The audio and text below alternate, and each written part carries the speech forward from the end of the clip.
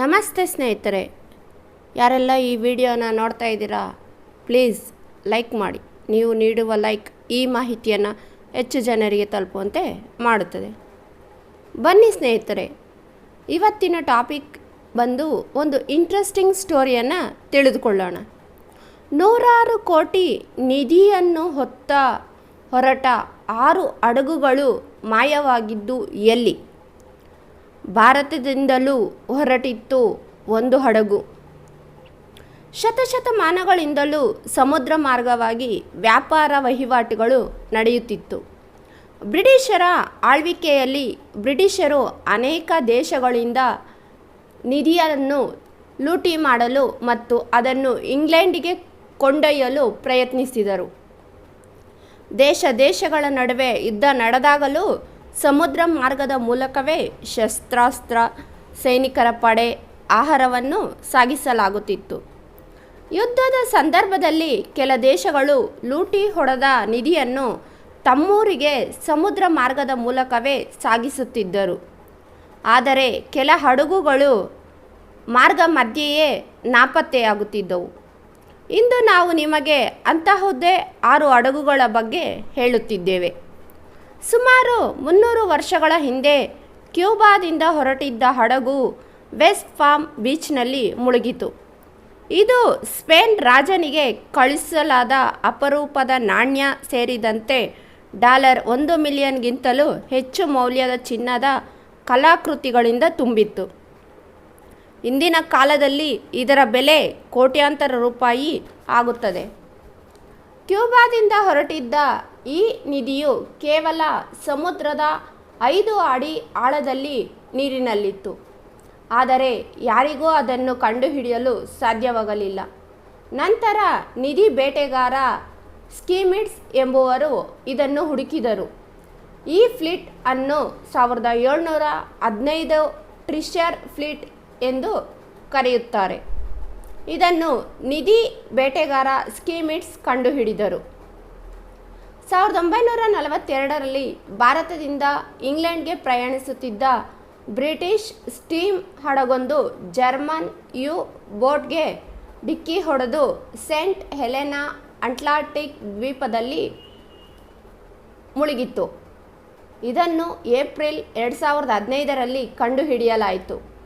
ಈ ಹಡಗಿನಲ್ಲಿ ಬೆಳ್ಳಿ ನಾಣ್ಯಗಳು ಮತ್ತು 50 ಮಿಲಿಯನ್ ಪೌಂಡ್ ಮೌಲ್ಯದ ಚಿನ್ನ ಮತ್ತು ಆಭರಣಗಳು ತುಂಬಿದ್ದವು. ಇಂದು ಅದರ ಮೌಲ್ಯ ಶತಕೋಟಿಯಷ್ಟಿರುತ್ತದೆ. ಈ ಹಡಗು 5.150 ಮೀಟರ್ ಆಳದಲ್ಲಿ ಪತ್ತೆಯಾಗಿದೆ. ಇಲ್ಲಿಯವರೆಗೂ ಇದಕ್ಕಿಂತ ಹೆಚ್ಚಿನ ಆಳದಿಂದ ಏನೇನೋ ಹೊರತೆಗೆಯಲಾಗಲಿಲ್ಲ. ಟೈಟಾನಿಕ್ ಅವಶೇಷಗಳು 3800 ಮೀಟರ್ ಆಳದಲ್ಲಿ ಕಂಡುಬಂದಿವೆ. ಬ್ಲ್ಯಾಕ್ ಸ್ಪ್ಯಾನ್ ಎಂಬ ಹಡಗಿನಲ್ಲಿ ಅತಿ ದೊಡ್ಡ ನಿಧಿ ಕಂಡುಬಂದಿದೆ. ಇದನ್ನು 2007ರಲ್ಲಿ ಜಿಬ್ರಾಲ್ಟರ್ ಬಳಿ ಸಮುದ್ರದಿಂದ ಹೊರತೆಗೆಯಲಾಯಿತು. ಅದರಲ್ಲಿ $500 ಮಿಲಿಯನ್ ಮೌಲ್ಯದ 17 ಟನ್ ನಾಣ್ಯಗಳು ಪತ್ತೆಯಾಗಿತ್ತು. ಇಂದಿನ ಕಾಲದಲ್ಲಿ ಅವುಗಳ ಮೌಲ್ಯ ಕೋಟ್ಯಾಂತರ ರು.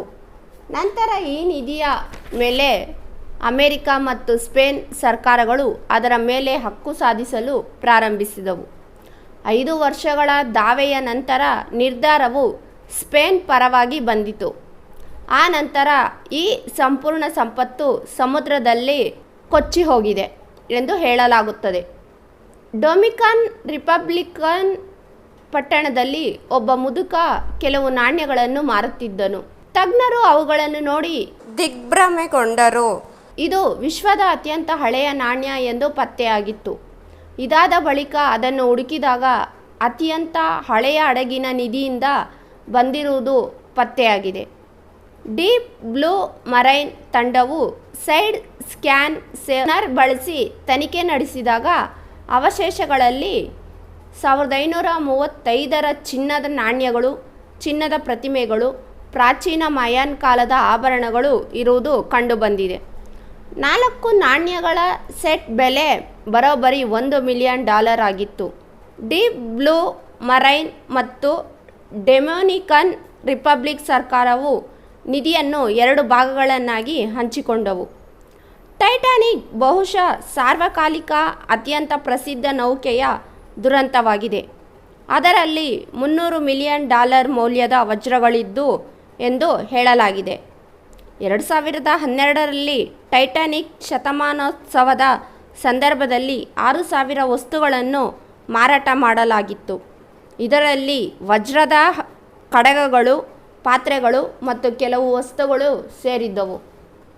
ಜೂನ್ 1708ರಲ್ಲಿ ಕೊಲಂಬಿಯಾದ ಕರಾವಳಿಯ ಕೆರಿಬಿಯನ್ ಸಮುದ್ರದಲ್ಲಿ ಸ್ಪ್ಯಾನಿಷ್ ಹಡಗು ಮುಳುಗಿತು.